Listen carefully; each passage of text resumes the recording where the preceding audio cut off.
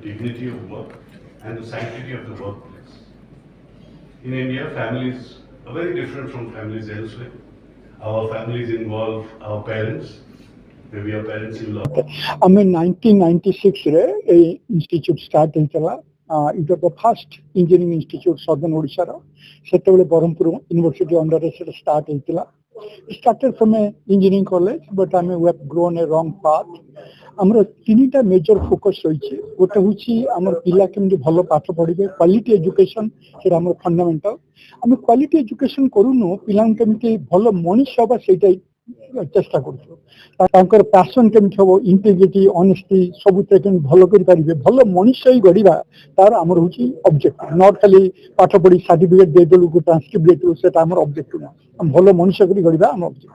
Second part ହେଉଛି ଆମ creativity. ଆମେ କେମିତି ରିସର୍ଚ୍ଚ କରିପାରିବା, ଇନୋଭେସନ କରିପାରିବା, ଯୋଉଟା କି ଆମର सोसाइटाल प्रॉब्लम हो होपफुली आमर इन्स्टिट्यूटा सदर्न ओडिशा रे गोटे टेक्नोलॉजी हब आम ओडिशा स्टेट पे करि परिबो।